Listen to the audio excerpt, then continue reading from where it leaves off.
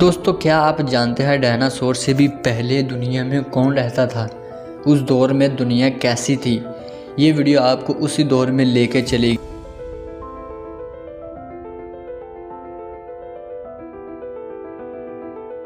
دوستو اس دور کو پرمین پیریڈ کہتے ہیں۔ آج سے کروڑوں سال پہلے اب اس وقت اصل دنیا کیسی تھی یہ تو صرف اللہ تعالیٰ ہی جانتے ہیں، لیکن سائنس اتنا ضرور سمجھی ہے کہ پرمین پیریڈ سے پہلے دنیا میں ایس ایج تھی، یعنی ہماری دنیا برف سے ڈھکی ہوئی تھی۔ وقت کے ساتھ ساتھ جب یہ ایس ایج ختم ہوئی تو ہماری دنیا تبدیل ہونا شروع ہو گئی۔ برف سے ڈھکے ہوئے درختوں کی بجائے بارشوں کی وجہ سے دنیا میں ہریالی دکھتی تھی، اور یہی وہ وقت تھا جب پرمین پیریڈ شروع ہوا۔ آج دنیا میں 7 بڑے اعظم ہیں، یعنی کانٹیننٹس ہیں، پر اس وقت ہماری دنیا مختلف تھی۔ اس وقت دنیا میں صرف ایک بر اعظم تھا جسے پینجیا کے نام سے جانا جاتا تھا۔ بعد میں بر اعظم ٹوٹ کر مختلف حصوں میں تقسیم ہو گیا جو ہماری آج کی دنیا ہے۔ دوستو یہ ڈائناسور سے پہلے کا وقت تھا۔ اللہ تعالیٰ نے اس وقت کیسے کیسے جانوروں کو تخلیق کیا تھا اب اس بارے میں جانتے ہیں، یعنی ڈائناسور سے پہلے بھی ہماری دنیا میں کون رہتا تھا۔ ملیے اسکوٹوسورس سے، آپ اس کو چھپکلی بولیں یا ڈریگن، یہ جانور اس دور کا سب سے بڑا ریپٹائل تھا۔ اسکوٹوسورس زیادہ تر صحرا میں پایا جاتا تھا۔ یہ زیادہ تیز بھاگ نہیں سکتا تھا، یہ پودے کھا کر اپنا گزارا کرتا تھا۔ اسے صحرا میں میلوں دور چلنا ہوتا تھا تاکہ یہ پودے وغیرہ ڈھونڈ کر اپنا پیٹ بھر سکے۔ اس کی سلو سپیڈ کی وجہ سے یہ دوسرے جانوروں کا شکار بن جایا کرتا تھا۔ دوستو اب اس بچھو کو دیکھیں جو اس دور میں سمندر کے اندر رہتا تھا۔ اسے ٹیریکوٹس کہتے ہیں۔ یہ ایک بہت بڑا بچھو تھا، اس کا سائز 6 فیٹ تک جا سکتا تھا۔ آپ ایک 6 فیٹ کے انسان کو سوچیں، یہ اتنا ہی بڑا تھا۔ یہ مچھلیاں وغیرہ کھا کر اپنا گزارا کرتا تھا۔ اس بچھو کے فوسلز برطانیہ سے دریافت ہوئے تھے۔ دوستو اس عجیب جانور کو ڈائمیٹروڈون کہتے ہیں۔ یہ کسی چھپکلی کی طرح لگتے تھے۔ ان کی کمر پر ایک بہت بڑی دم بنی ہوئی ہوتی تھی جس سے یہ سورج کی روشنی آبزرو کرتے تھے۔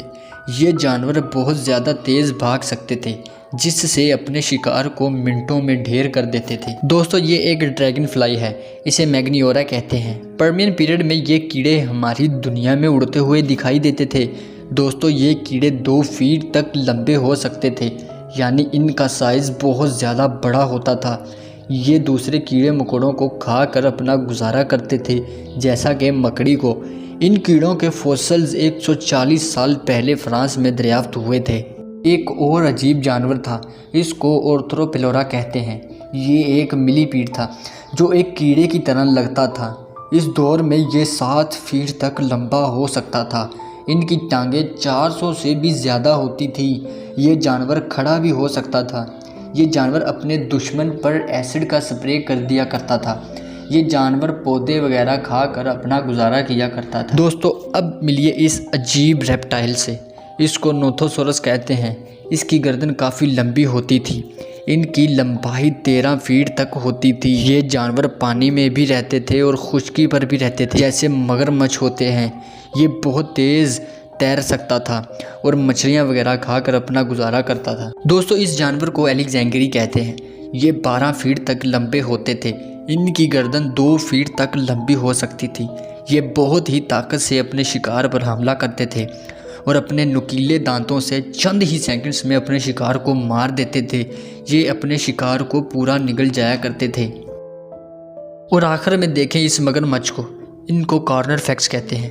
اس دور کا یہ مگرمچھ 2 ٹانگوں پر کھڑا ہو کر چل بھی سکتا تھا۔ اس کی لمبائی 9 فیٹ تک جا سکتی تھی۔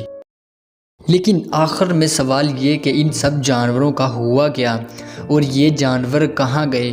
جیسا کہ میں نے پہلے بولا ہے، ان سب کی حقیقت صرف اللہ تعالیٰ ہی جانتے ہیں، لیکن سائنس جتنا سمجھ چکی ہے وہ یہ ہے کہ یہ سب جانور گلوبل وارمنگ کی وجہ سے دنیا سے ختم ہوئے۔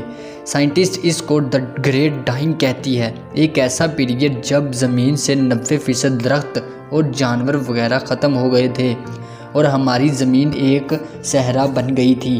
اس کی وجہ شاید یہ تھی کہ اس وقت آتش فشاں پہاڑوں سے لاوا نکلنا شروع ہو گیا تھا۔ آکسیجن لیول 10% تک گر چکا تھا۔